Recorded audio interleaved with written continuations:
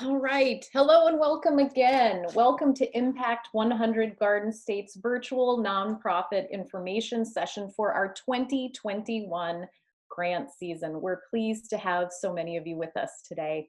My name is Jennifer Avers, and I'm honored to be newly appointed Nonprofit Outreach Chair.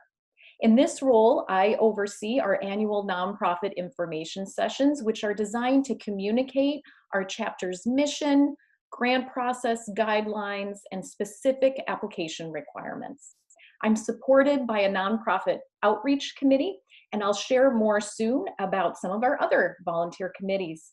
We are using Zoom webinar for this session, and as such, you are all on mute and will only be able to see the active speaker and the relevant slides on your screen. Please feel free, however, to ask questions using the Q&A function as we move through our presentation today. We will do our very best to answer your questions at the end of our session. Anything we aren't able to answer will be addressed in a follow-up communication to everyone who registered.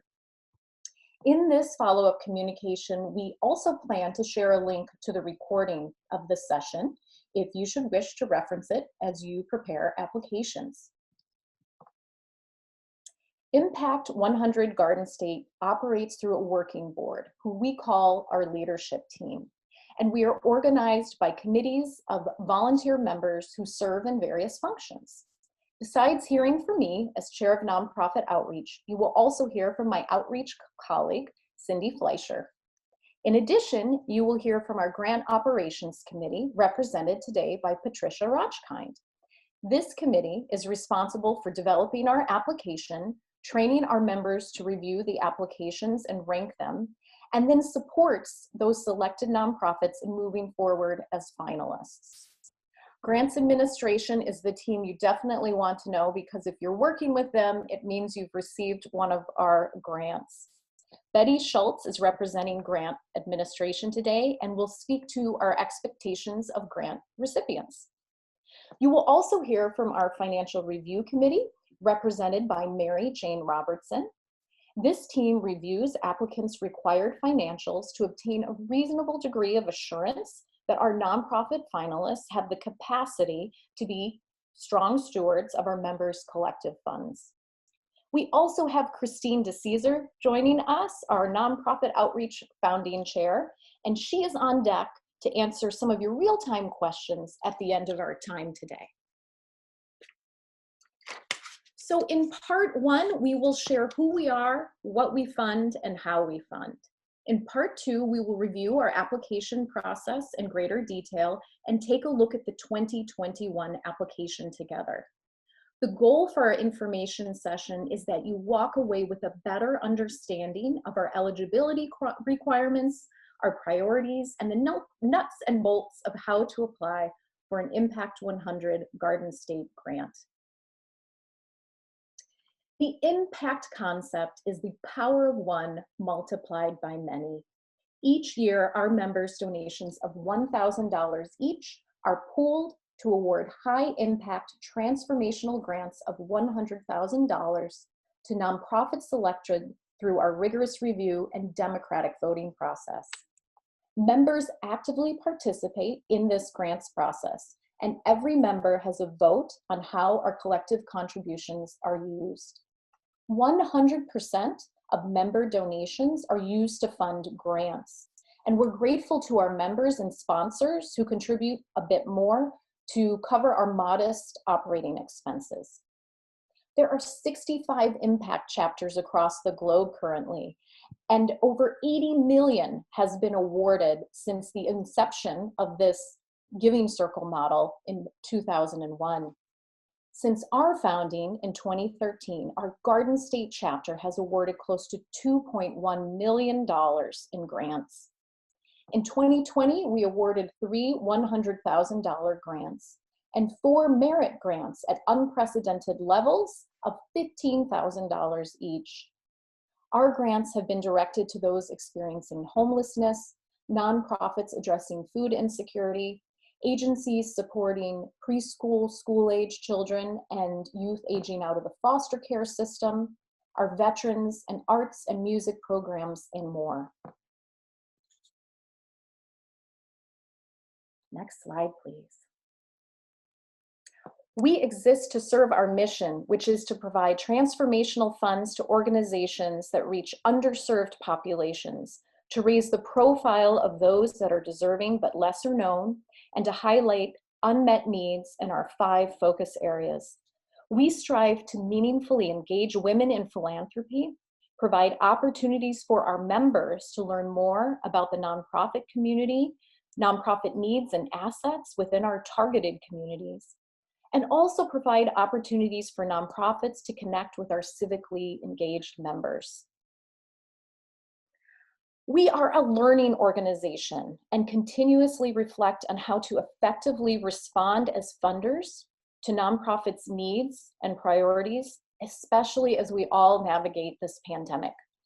With regard to COVID, our chapter is adapting our grant processes to the virtual world and doing our best to engage our members and nonprofit community through virtual platforms that allow us to remain safely connected and informed. In 2020, grant finalists were provided with the option of directing 20% of their original pre-COVID requests to operating expenses. And we offered sizable merit grants to our 4 finalists, not receiving those larger grants. Our grant administration team continues to work closely with our current grant recipients who aren't able to deliver programs in the same ways due to COVID, and have extended some grant timelines as needed. We are also dedicated to learning from our field through our relationship with the Community Foundation of New Jersey, who manages our funds, and from all of you and our peers to be excellent stewards of our members' contributions, and also be flexible and compassionate as we realize nonprofits are surviving, recovering, and seeking to thrive. Because we will not know until late January the number of members and contributions available for 2021, we cannot currently share with you our total pool available for funding, at least not just yet. Each year is a new year for us in terms of the number of members and our available funds. To be eligible for an Impact 100 Garden State grant, proposed programs must serve at least one of our 5 targeted counties, and these counties include Morris, Passaic, Somerset, Sussex, and Union. And programs must be new or an expansion to an existing program. Requests may include making necessary improvements to infrastructure to support these new or expanding programs. Requests may fund capital expenditures or equipment that are part of the new program or expansion to add services or perhaps reach more people, whether this be construction, vehicles, technology needed due to COVID, or other. Joint programs are also eligible, and we define joint as including a lead organization and a partner organization, the 2 of which work together to implement the proposed program. With the joint program, we disperse funds to both the lead and the partner organizations, and therefore all of the financials required from that lead organization are also required from the partner organization. We also accept proposals from programs involving collaborations, where only one nonprofit applies for funds and may allocate portions of the grant to other collaborating nonprofit groups or contractors, and thus the lead applicant, the primary applicant, serves as the fiscal agent, dispersing the grant to those collaborating or contracted to execute the proposed program. In those cases, we don't need financials from your collaborators, but we do need to understand the nature of those relationships, have them clearly described in your application, and have available to us any memorandums of agreement for us to consider awarding funds. So for example, you may be a children and family services agency working with school districts and may be allocating portions of your budget to supplies for staff who are contracting with you in the school district to implement your program. This is reasonable. We just need to understand, again, those relationships and see the documentation. More on this a bit later. We will not fund debt reduction, interim or bridge financing, endowment funding, or private foundations. We do not fund general operating expenses. Any funding requests must be directly tied to the program. And while program-related expenses like staff salaries, rent, and other supplies are eligible, we will not fund those ancillary recurring costs for the entire organization. Just be very clear to tie your budget lines to your proposed program directly.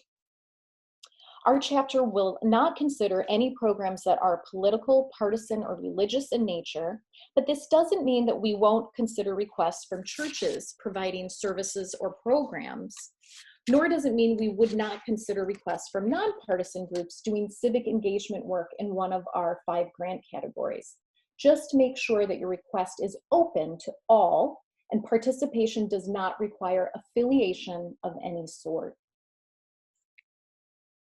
Applicants must be classified as 501c3s, provide reviewed or audited financials and Form 990s, and this is regardless of your annual gross revenues, and must agree to sign a grant agreement if chosen to be a grant recipient.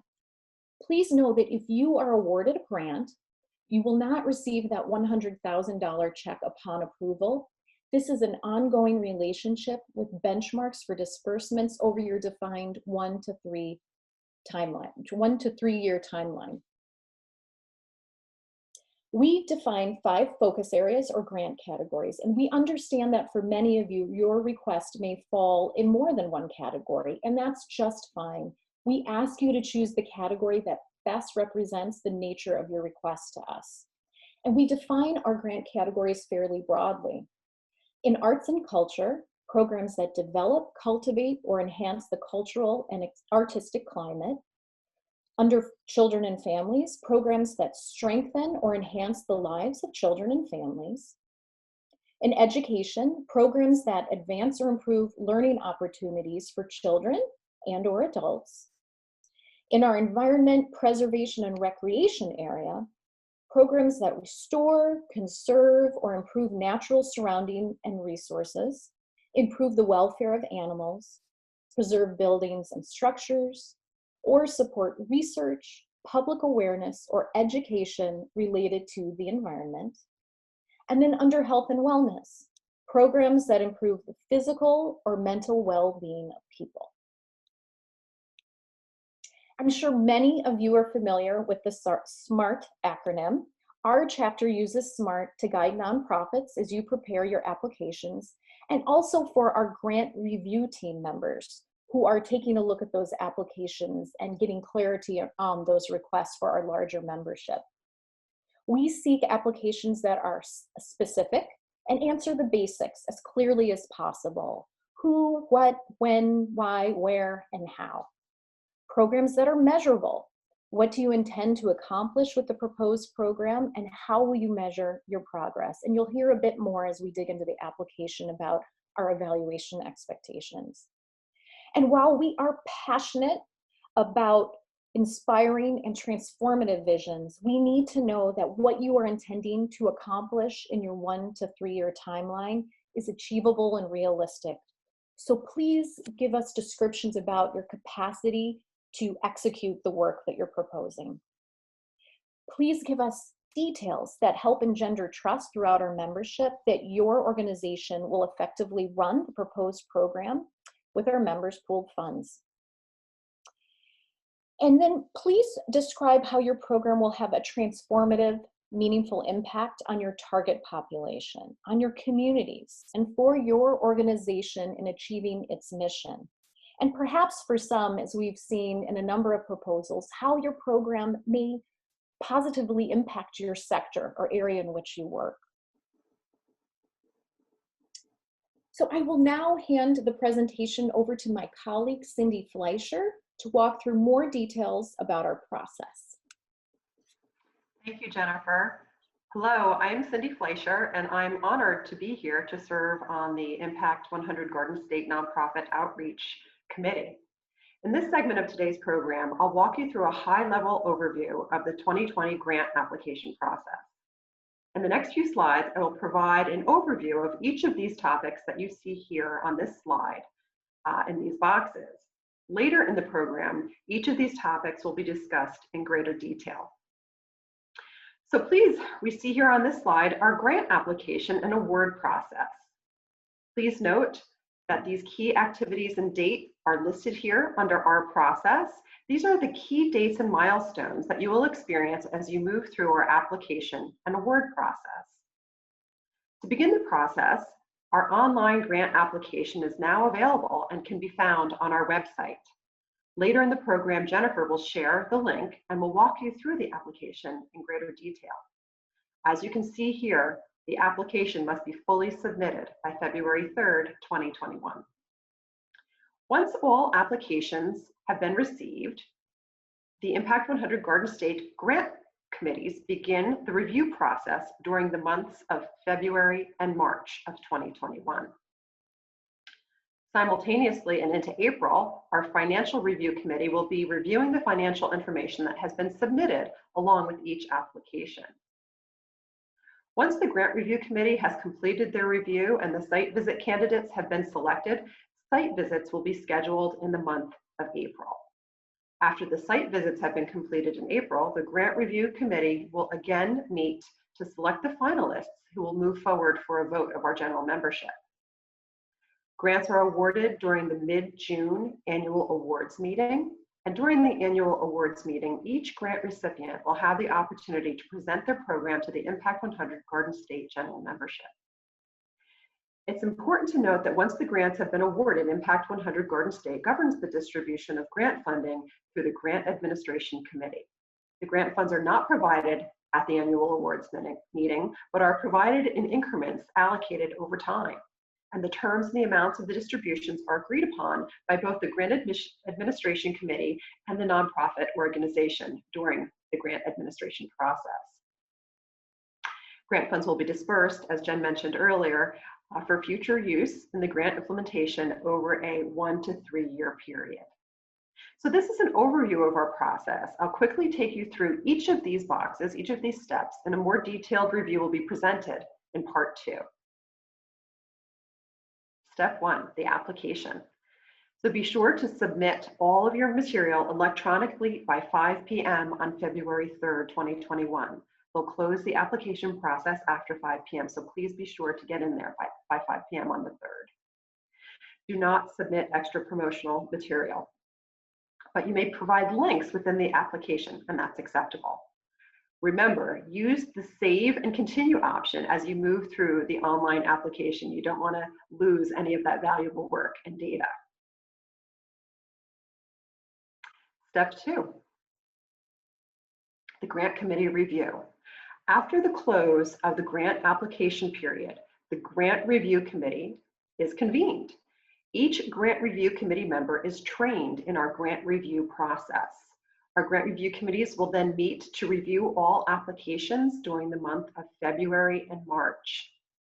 Impact 100 Garden State's evaluation guidelines mirror the application, and a rubric is used to aid in the evaluation process. Once the grant review committees have made their selection, qualifying applications are sent to the financial review committee. Those applications that are not moving forward onto the next phase will be notified by April 16th of 2021. Financial committee review. The applicants selected for further review are submitted to an independent financial review committee who will examine their submitted financial information. If necessary, the committee will reach out to you or your financial contact for additional or clarifying information. Approved applications are then returned to the grant committee for selection of site visit candidates, which is the next phase. Site visits. Applicants selected for a site visit are notified in late March and no later than April 16th of 2021. Typically, each site visit can be approximately 2 hours in duration and will take place throughout the month of April. In 2021, they will likely be virtual, as they were in 2020. In preparation for this visit, you will receive support from a site visit team leader. Site visits are intended to help committee members get to know the program manager and the leadership of your organization and to better understand your grant application. During the site visit, Grant Review Committee representatives will review outstanding questions, either programmatic or financial, and they will complete due diligence as stewards of our members' funds. Finalist selection. All Impact 100 Garden State members receive finalist information and will vote electronically. Votes are tallied prior to the annual awards meeting with independent accountant verification. It's important to note that voting is independently verified by volunteer accountants, which is our version of an audit. Finalists are given guidance for award presentations throughout May 2021, including preparation of videos, narratives, summaries, and wish lists. Awards and celebration. We plan to hold our annual awards meeting mid-June 2021. At this meeting, our leadership team will announce the grant recipients. Members will sign in to hear the acceptance speeches presented by grant recipients. And at this time, recipients enter the grant agreement process, which is an ongoing relationship between Impact 100 Garden State's grant administration team and the nonprofit organization. Again, funding is not distributed that evening. However, the grant administration process begins. Prior to the annual awards meeting, finalists and grant recipients submit program summaries and wish lists, which will remain on Impact 100 Garden State's website for members and public to access. To date, we have awarded grants to 19 organizations. Keep in mind, some of these recipients have applied between 2 and 4 times before receiving an award. So please, if you have applied before, please don't give up. We are so proud of our grantees and are honored to stay connected with their work even beyond the terms of the grant. Many of our members participate in outside of Impact 100 Garden State with grant recipients organizations as volunteers, as board members, or by helping to fulfill wish lists that we keep on our website for members and the general public to review. Impact 100 Garden State members look forward to gaining a humble understanding of the needs of our community, so thoughtfully shared by our applicants, and to the opportunity to assist in meeting those needs through this grant award process. So thank you for your attention during this segment. Please feel free to share any questions or comments you have at this time in the Q&A. We are interested in your thoughts and we welcome your feedback. Thank you for your attention. And now I hand things back over to Jenny.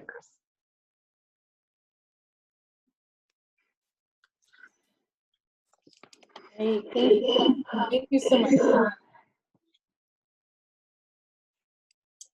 In our part 2, I want to direct you to some important resources, and we will walk through the 2021 application and then close with some final tips, a Q&A, and a short poll that we'd like you to take before you leave our session.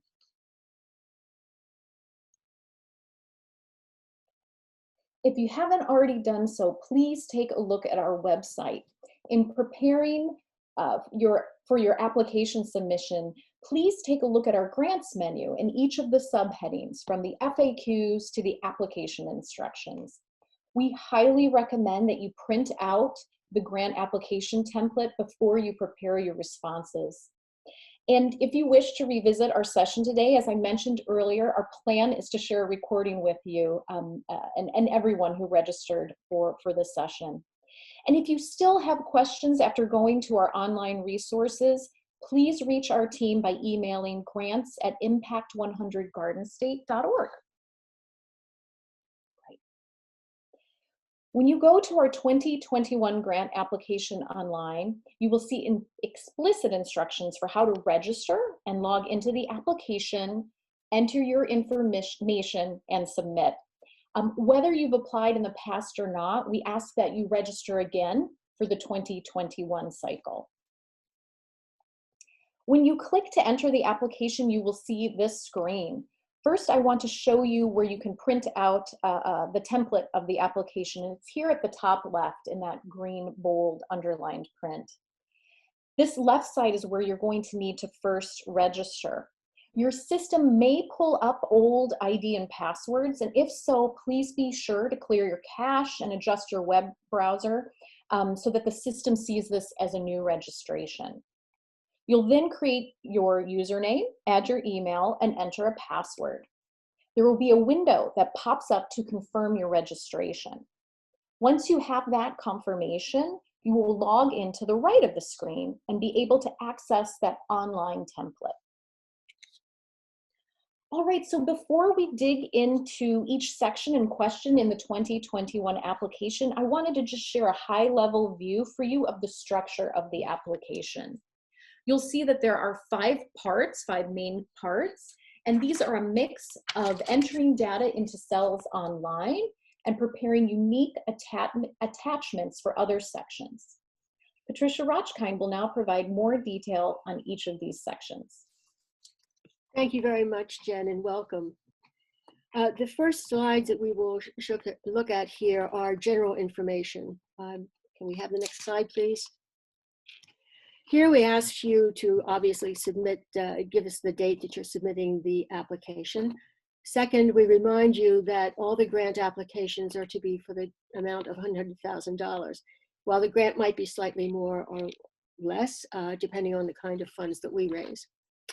As Jen mentioned earlier, we have several categories of grants, and we also understand that a program could cover several different categories. So please choose the one which you feel most comfortable with and most reflects your program.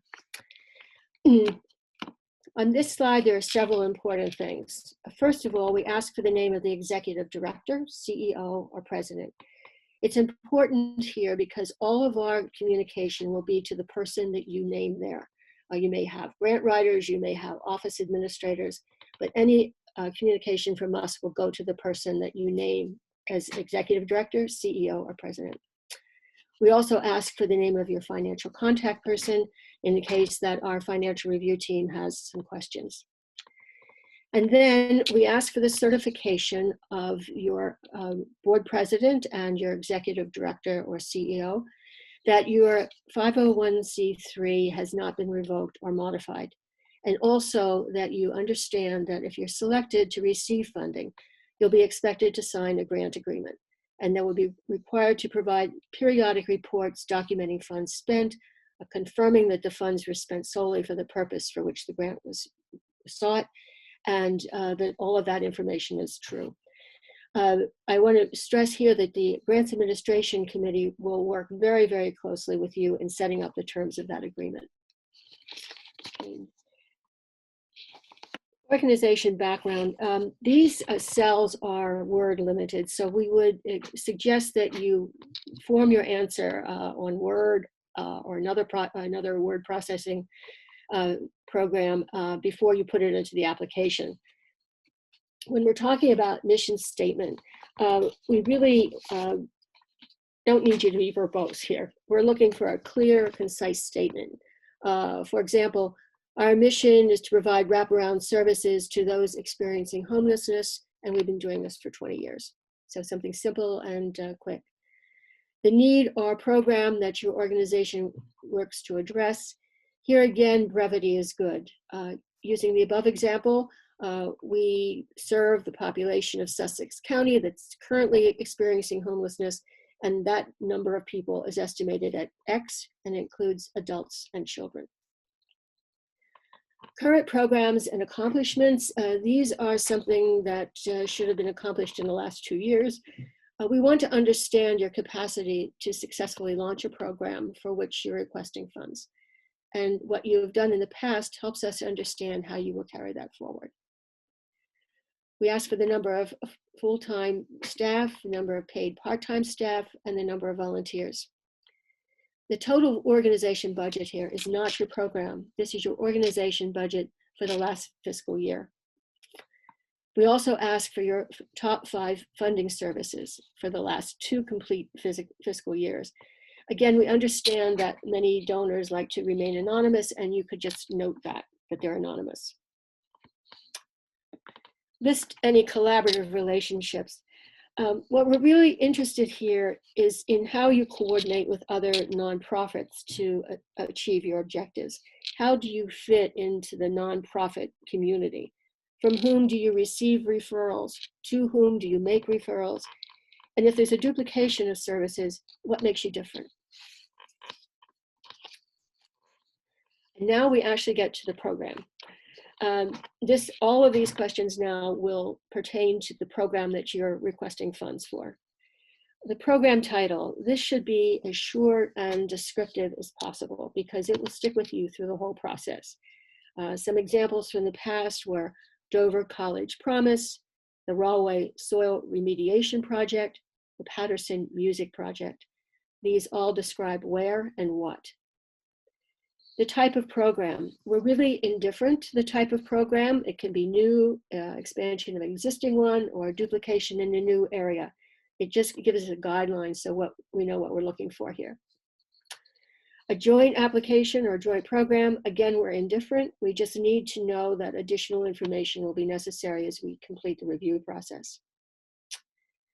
Program budget, enter the budget in whole dollars. Now, there may be a time when the budget is over $100,000, and that's fine, because later on in the application, we'll ask you where the extra money is coming from. Okay, the location of the program activities, as Jen has stated before, it has to be in one of the locations that we serve. The narrative description is an attachment to the application, and I'd like to go through this because it's really the backbone of how we evaluate your proposal. This is limited to 5, back please. Could we go back to the other, there we go. This is limited to 5 pages maximum, which includes your program budget. We want you to send only PDF documents, type in Times New Roman 12-point font, single spaced. Provide both the proposed program summary and the detailed information requested in the order listed. Use the numbers and narrative headings listed below and repeat each question before going on. And do not include any materials other than those that we specifically requested this time. If you feel it advances your cause, you may include references or to your website.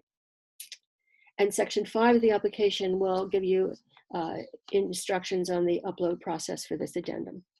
Okay. Here's again the name of your organization and your program title, which we've discussed before. Proposed program summary, think of this as an executive summary. It should be brief and to the point. One from the past was from Samaritan Inn, where they stated, we want to purchase a house, enabling us to move an additional 12 to 14 families experiencing homelessness into sustainable housing each year. So that's a very succinct statement of the program. The detailed information, we begin with question number 1, the organization's mission and how the proposed program works with it. This seems like a repetitive question, but we've experienced proposals in which the program is only slightly related to the core mission and competency of the organization. And we want to look also for mission creep here. Second, in stressing unmet needs, use statistics wisely here. Many people read these proposals, and if the statistics are national, old, or cherry-picked, someone's going to catch it, and that will reflect poorly on the credibility of the entire proposal. Use references to studies wisely. A statement such as studies show is really insufficient. You can use a link, but please be certain that we will check it. If multiple unmet needs are met, mention them all. If an expansion, quantify the need, like how many people are on the waiting list, or what is your inability to respond to other organizations who need your services. Don't present a program that's not yet in demand or needed. We've had situations where a beautiful program was presented, it was a great idea, but the point was, if we offer it, someone will come. Such a proposal does not pass muster. We need demand and need have to be present. Question 3 relates very closely to what you will delineate as outcomes later in the application. Question 4 is a very important question in the evaluation of a program. What steps are you going to take to implement your program? Have you considered outside influences on your implementation plan? For instance, if you're going to have a traveling food truck, do you have a legal parking spot? If you're dealing with an in-school program, do you have a memorandum of understanding to prove that connection? And if you're building something, have you taken into account all of the approvals, the repairs, and all those kinds of things that can be involved? Question 5 points directly to the situation of a joint application, which requires additional financial documentation and delineation of responsibilities. The information on those requirements can be found on our website under frequently asked questions. And now I will turn it over to Betty, who will discuss the grant administration role more completely as it relates to the rest of the questions on the application. Thank you, Pat. Question 6 of the narrative is about the specific activities of your program and, more importantly, about the results you expect from these activities. With regard to outcomes, we're looking for how your program will impact the lives of individuals, their families, their communities, and also your nonprofit. Who will be affected? How? And for how long? How do the services you provide improve the lives of those you serve? For example, how many people are you serving? How many educational classes are you conducting, and what is the attendance? What are the direct benefits and also the derivative benefits? Providing sufficient food to families will result in the direct benefit of less hunger, but it can also lead to better health and improved outcomes in school. Preserving land in a key watershed can ensure clean water in the future for millions of people. At the heart of what we aim to fund is transformative programs.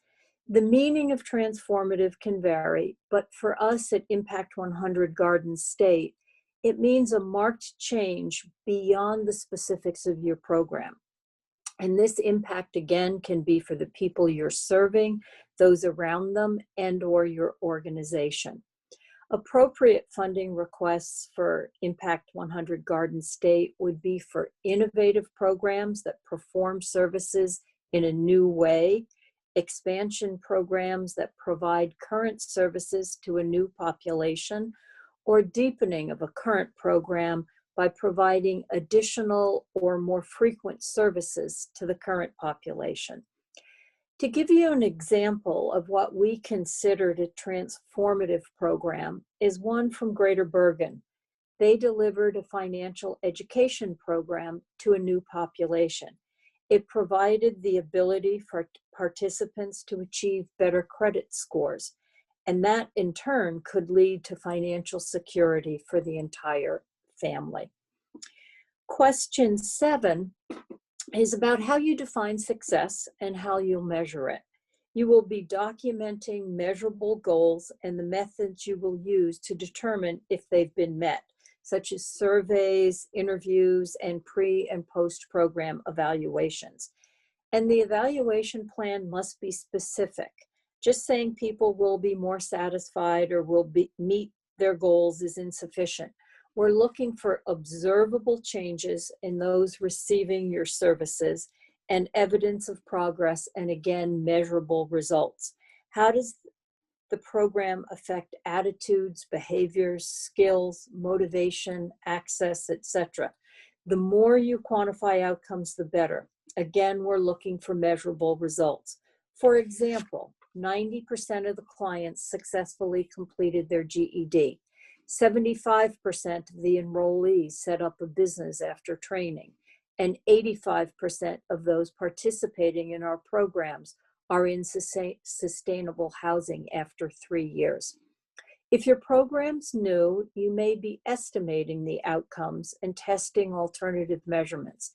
Just indicate what you're going to track and that you have the experience and capacity to adjust, learn, and implement the program with success. And measuring the client outcomes after they receive services or products could really demonstrate the transformative impact of your grant.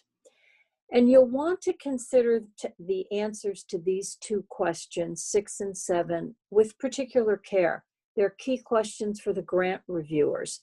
They will also be integral to the completion of the grant agreement should your proposal be successful. Using the answers to these questions as a starting point, the grant administration team will work closely with you to establish a performance evaluation timeline and a quarterly disbursement schedule that meets the needs of your program. Once agreed, these will be incorporated into your grant agreement. Moving on to question 8. Here we're asking that you clearly state the staffing plan, titles, and qualifications of key people.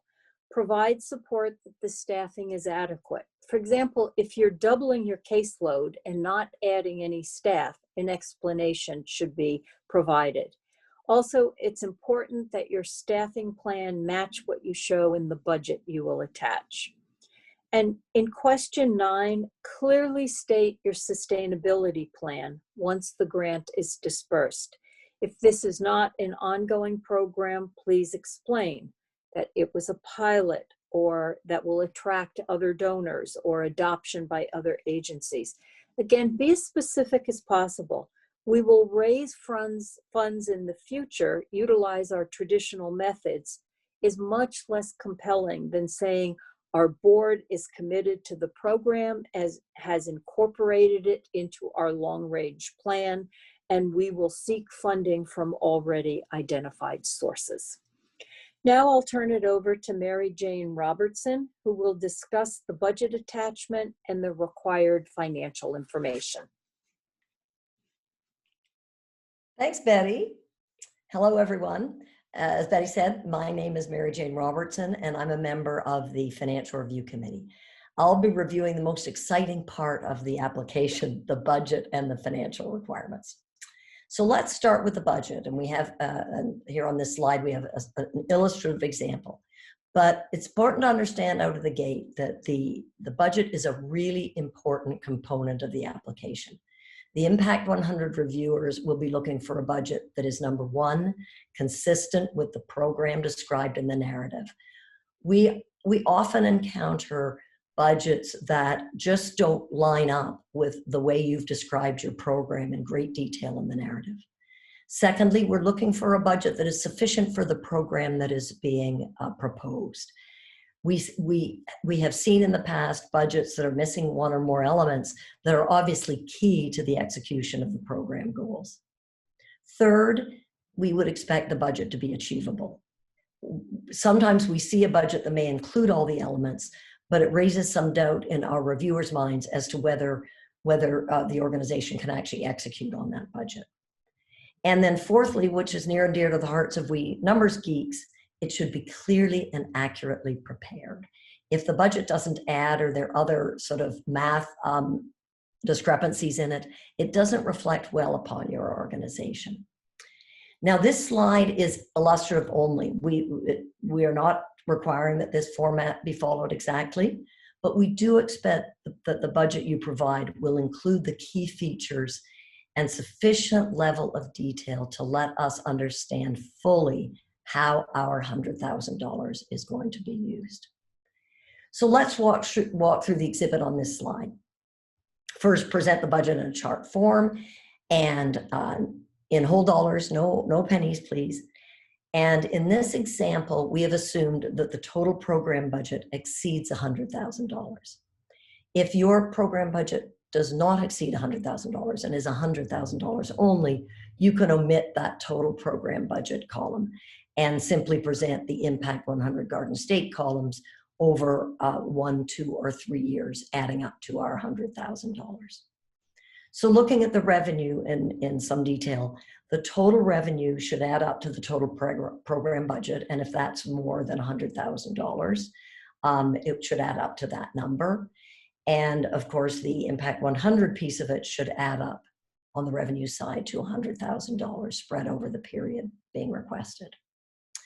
If the program budget does exceed $100,000, you need to show the other sources of funds that are going to get to the total program budget and indicate parenthetically or in comments whether those funds are in hand, committed, or pending. Same concept with expenses in terms of how these things should all add up. Your total program budget, or your total expenses should add up to the total program budget. If it's a number greater than 100,000 and you need that column, And then the total expenses allocated to the Impact 100 budget should total $100,000. Now, turning to expenses, personnel costs are often a significant portion of the staffing. I'm sorry, where was I? Are often a significant portion of expenses. And one of the issues we frequently encounter is that the personal expenses that are described in the budget don't line up with the staffing plan that you described in detail in item 8. So in item 8, as you recall, that Betty went over, we ask you to identify the staff that will be involved in the program, whether they are new hires or existing, and the percent of their time that will be spent on the program. In the budget, likewise, we ask you to list the dollar amount of the salary that is being allocated to the program of each staff member that you identified in item 8. The budget, we would not expect to see in the budget any staff member that were not cited in the staffing plan. So for example, on this slide, in this illustration, your item 8 narrative should state that Mary Smith and John Doe are the individuals that are going to be working on the program. And you would provide the percent of each of their time spent on the program in item 8. Now we have assumed underlying this chart that Mary's salary is $60,000 and that the percent provided in item 8 was 25%, hence $15,000 allocated to the program. For John, item 8, we assume, said that he spent 100% of his time on the program, which would imply a salary of $67,000. And we will look at the reasonableness of those implied salary numbers. If item 8 named other individuals, we would expect to see them along with Mary Smith and John Doe. So in addition to personnel costs, we expect to see other expenses required to execute on the program itemized in detail by category, including a reasonable allocation of overhead. If we see a budget that only has a couple of lines of expenses, that would usually raise red flags for us, and we would not consider that sufficient. Feel free to include any capital expenditures that are key to the program and proposed to be included. We don't fund overhead per se, as Jen outlined, but we recognize that the program may consume overhead resources like rent, utilities, technology, and insurance, as we put on this program. And that's completely acceptable. But we do ask that obviously these allocations of organization overhead be reasonable and directly related to the program. If the program budget exceeds $100,000, show by line the portion of the expenses that are going to be allocated to the Impact 100 funding. The allocation percent that's showing in this chart is helpful, but we're not requiring that you put that in. And also keep in mind that if you're requesting multi-year, which presumably you will be, the percent funded by Impact's grant does not have to be the same in each of the years presented. And nor does the percent of one line item have to be the same as another. For example, we assumed in this example that Impact agreed to fund 100% of the equipment costs. You can see the total program budget for equipment was $19,000, and we assumed all of it. You are asking for Impact 100 to fund that. And then another example of what we assumed here was that you were looking on the technology front, that Impact 100, you're asking us to fund a significant portion of the upfront technology, but not anything in year 2. So this slide, moving from the budget onto the financial statement requirements, this slide is actually a screenshot of the requirements page directly from the application in section 4. Our team, the Financial Review Committee team, conducts a thorough review of the financial condition of the applicants proposed for site visits by the grant teams. And we need the following financial statements for our review. Firstly, we need 2 years of audited or reviewed financial statements. Compiled financial statements are not acceptable. And then secondly, we need audited or unreviewed financials, interim financials from the date of the last audited or reviewed balance sheet through to the most recent interim date available, preferably December 31, 2020. And whether you're presenting your audited / reviewed financials or whether they are interim, a full set of financial statements includes a balance sheet, a P&L, and a cash flow statement. One of the first things the Financial Review Committee does after the applications are submitted on February 3rd, what we will be doing is we check with each application that the required financial statements have been submitted. And our experience has been we usually don't have a problem with the audited or reviewed financial statements in terms of their completeness of being provided. They are documents that are prepared in a prescribed form, so they are fine. Where we have issues every year, and with more applicants than we would like, is with the completeness of the interim or unaudited, unreviewed internal financials. So we're hopeful the chart on the next page will clarify those requirements with respect to provision of financials. So this chart shows required financial statements for 3 common fiscal year ends. There are, of course, others, but these 3 sort of capture the different situations that might be encountered. And the chart aligns horizontally with the attachments that Jen is going to review in the next slide. First, your prior year audited, secondly, your second year audited, and then your interim financial statements. So let's look first at the June column. June and prior financial statements or fiscal year ends are usually pretty straightforward because typically we would expect a fiscal year you have a fiscal year of June or prior that your 2020 audited or reviewed financial statements will be available. So you would provide your 2020 audit, your 2019 audit, and your internal unaudited financials from July 1 of 20 through December 31 of 20. We'll skip over September because it's typically a little more complicated. December 31st, we would be very surprised if any organization has their December 31st, 2020 audit available. So we would expect to see your December 31st, 19, your December 31st, 18 audit, and then you would provide a full year of internal financial statements for your year ended December 30, 2020. So those 2, June and December, it's 3 items that you're providing. Where it gets complicated is, let's use September as an example, where your September 2020 audit is not available. If it is available, it's just like June. If it's not available, then we're looking for the 2019 audit, the 2018 audit, your internal September 30, 2020 audit, and then a 4th set, your October 1, 2020 to December 31, 2020. So that is the case where when your 2020 audit is not available and you're anything other than December 31st year end.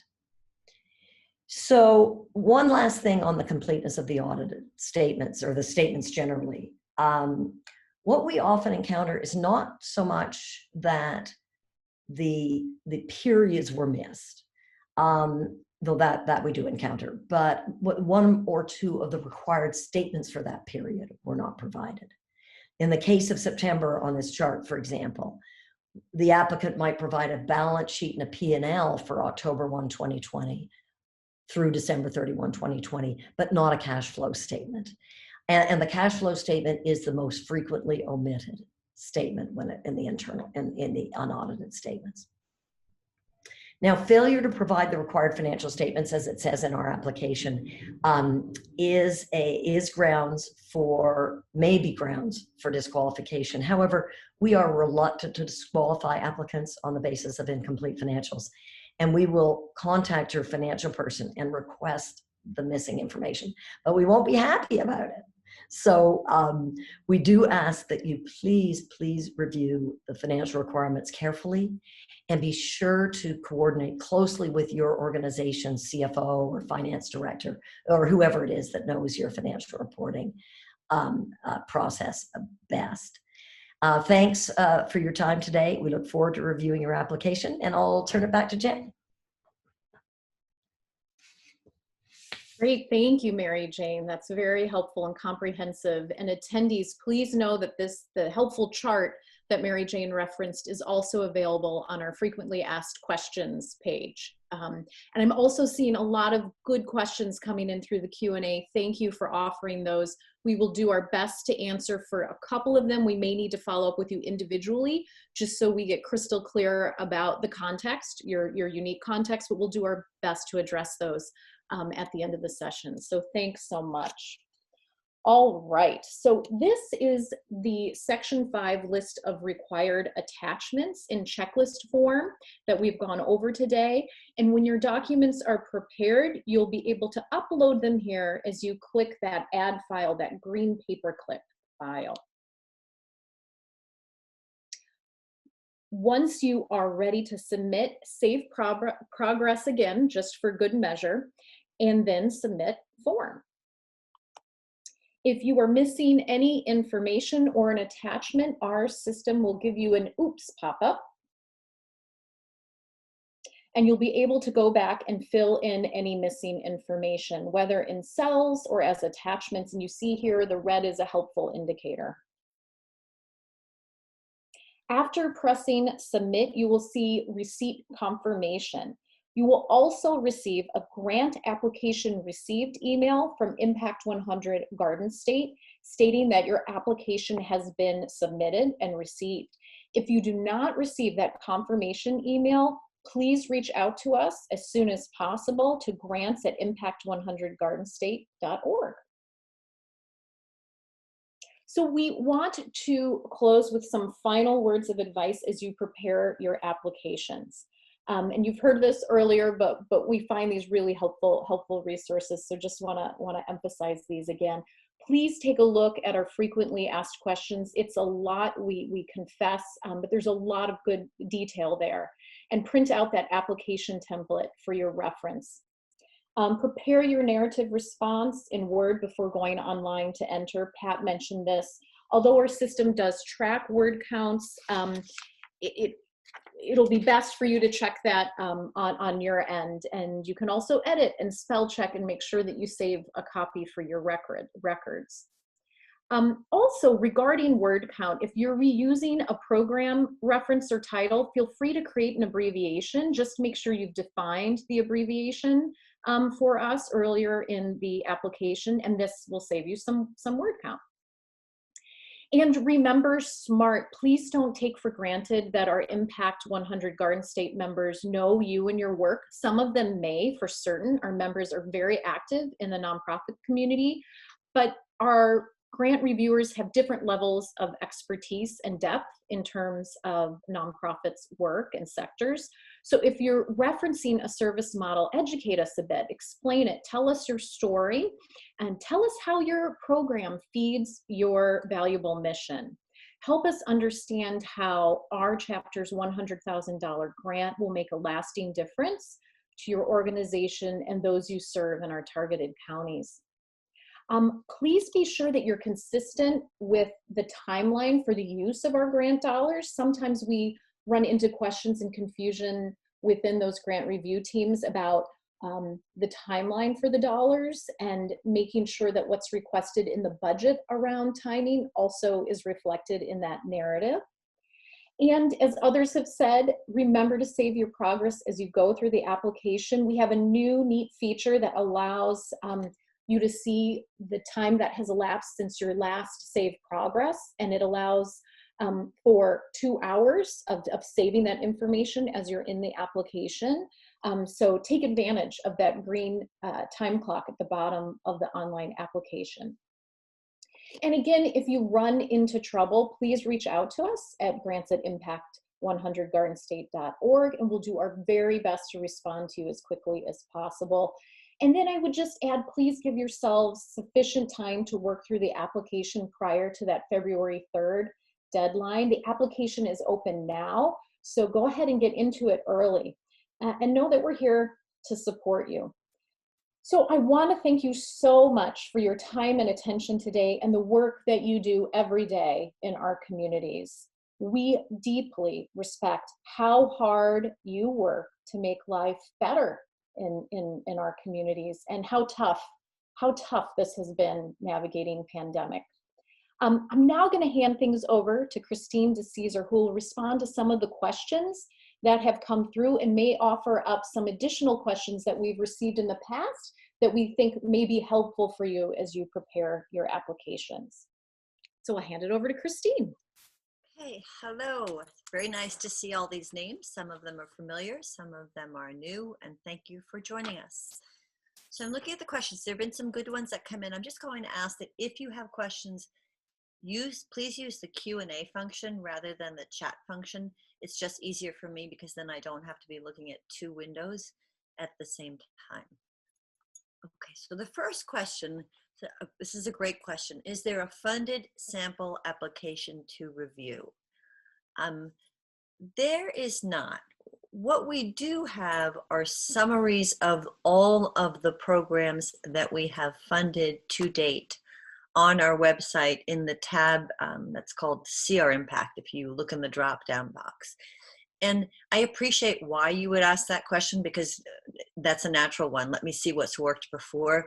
But the reason we don't do that is we are very focused on keeping the information of the nonprofits confidential.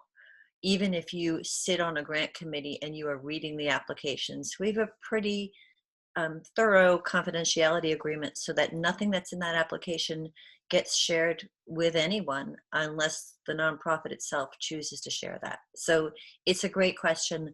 I wish I could say we had a funded sample up there, but we just can't do that. But have a look at what we've funded in the past. That's not to say that that would direct you to what we would fund in the future, because we never know what the temperature of our membership is, or the issues that are very present in the news at the time, or certain things that we cannot influence, but you can at least get a sense for what kind of impact they had in their communities. So hope that helps. If it doesn't, please follow up. The second question, oh, I see 13 new messages. The second question is asking about a program that is based in Union County, but provides services in counties other than ours. Okay, this one's pretty specific, so I'll do my best and say the same question. Please follow up with Jennifer at the grants email if we don't get this exactly right. This is a location question, so it sounds like you understand that you don't need to be headquartered in one of our counties, but the services that you provide must be directed at members of our counties. So I suppose you'd have to make a good case here that a meaningful portion of the veterans that you are serving live in our counties, or that the locations that the state has selected, and sorry, I just gave away the veterans portion, sorry about that. The locations that the state has selected for you to operate are in our counties. So either it has to be functioning in our counties. We would never check somebody's driver's license when they entered the program if the program were in Union County. So if it's in our county and drawing those from outside of our counties, you know, that's okay. But the focus really should be on primarily members of the community of our 5 counties. Being a little wiggly on that because it is a little bit of a wiggly situation. So that might be a good one for you to follow up with us on. Okay, the next question I see is one about having limited financial history from an organization that says they've achieved a significant amount with very little money. First of all, congratulations, because that's a pretty admirable thing to be able to say. If you take a minute and think about our model, our focus is, or our intent is to be sure that the organizations that we fund are able to execute the programs that they propose, and that they will be sufficiently financially stable to survive not only the grant period, but the period after that, because it would not be great for us to have to go back to our members and say, we funded this incredible program that had a terrific track record of achievement, but it is no longer. So the answer to that, and Mary Jane, if you wanted to chime in, that's fine, but the answer is we do need a Form 990, not a 990 easy. I think it would be very difficult to make the case that an organization that had a budget of $50,000, and I'm just picking a number, could absorb and steward a grant of $100,000. I wish I could say we were sort of the equivalent of a venture capitalist, but that is not our model given the structure of how we raise funds. Okay, let's scroll down and see.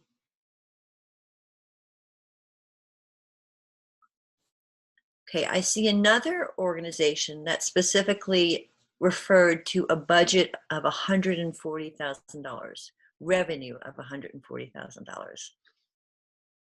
Again, we've intentionally never set a minimum revenue amount for our grant applications because we figure whatever we set, someone could be $1 below that and then technically would be ineligible.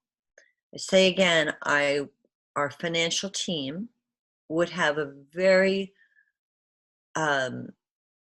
focused look at your balance sheet and your funding history to get comfortable that you could absorb the $100,000. That is smaller than the budget of any nonprofit we've funded to date. I should probably tell you that. It's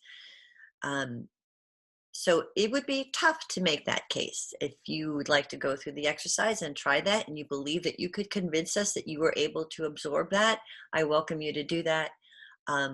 We don't like to turn anybody away, but that feels kind of small to me based on history and the ability to absorb. Okay, and I'm just going to look because I see a number of messages on the panel side. I just want to make sure that I'm not missing any there.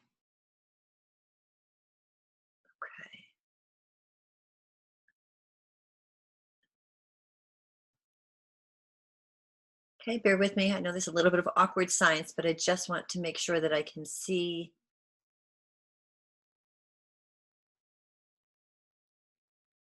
that I've gotten these questions.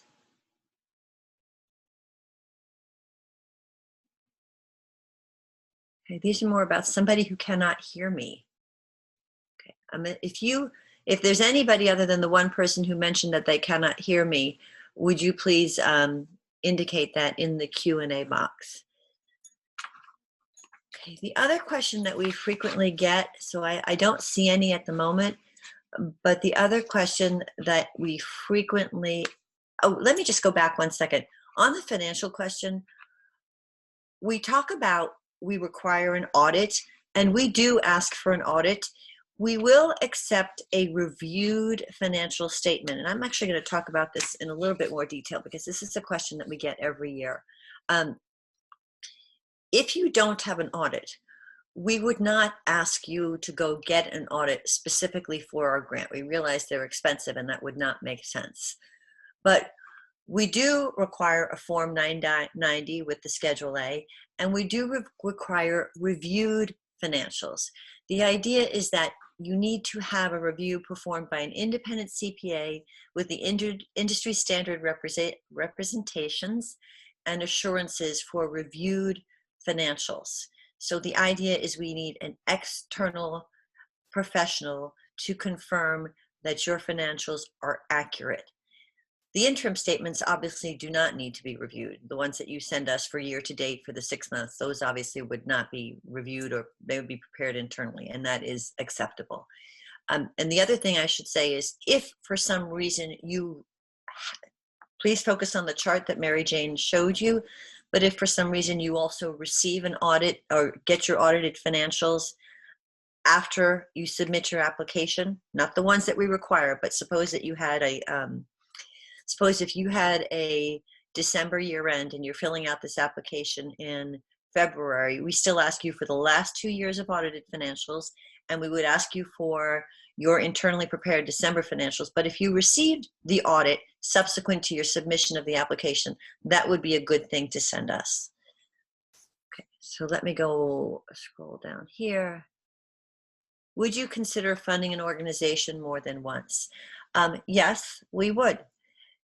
The requirement that is in our grant agreement is that you have to be 2 years after the completion of your grant period. The grant period being defined as the period in which you completed and executed the project and received the grant funds. So absolutely, if you're an applicant from 2013 or 14, we have a maximum of 3 years. So I'm not going to list the years because I might miss one and then be wed to that. But yes, 2 years after you've completed your grant period, you may apply again.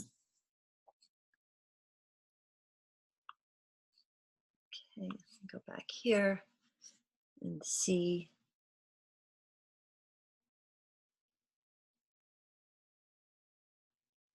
And actually on that funding more than once, organizations that have been around longer, impact chapters that have been around longer than ours, I'm thinking about Pensacola in particular, they have funded one organization more than once. So it happens.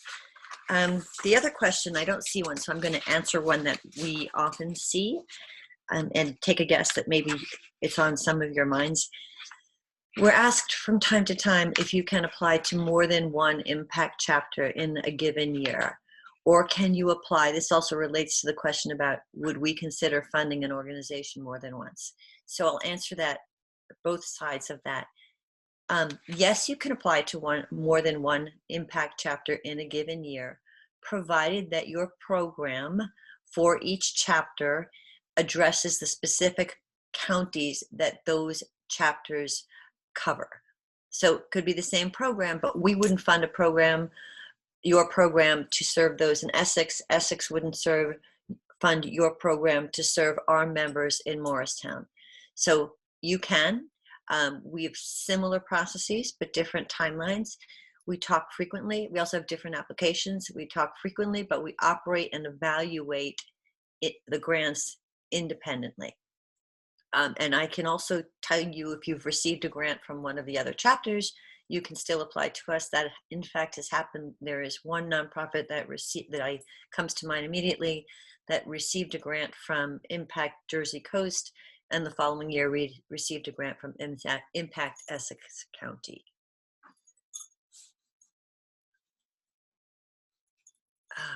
Okay, here's another financial question.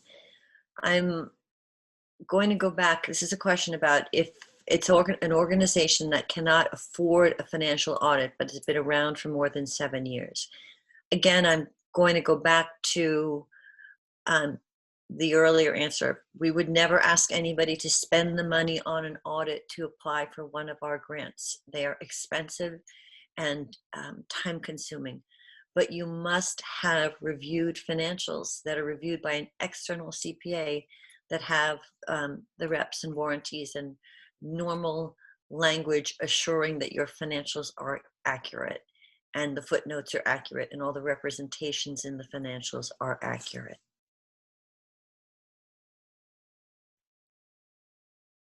Okay, see what time it is. We have a couple more minutes because at 1:20 I'm going to turn this back to Jennifer. So if you have any last questions, I'm just going to go to one other frequent question here. One other question we get frequently is there a date by which my program must start? And the answer to that is no, but it would be challenging to make the case that if you were looking for something for funding for a program that you didn't anticipate starting for 2 years, that would not be a logical funding choice for us. But sometimes there is some ramp up time that you need to put things in place for your program. So we do not have a fixed start date for the program that you apply for funding with. Okay, so before I turn it back over to Jennifer, if you have other questions, please hear what Jen said and email grants@impact100gardenstate.org. We don't typically answer very, very, very specific questions about your program, anything that would feel like a pre-application review. but we really do our best to help guide you on whether the direction you're going makes sense, or if you're wasting your time, or if you have any questions that are you feel haven't been answered at in the FAQ section. But please do take a look, because there's a lot of great information there that will be helpful for, or that I hope will be helpful for you. Okay.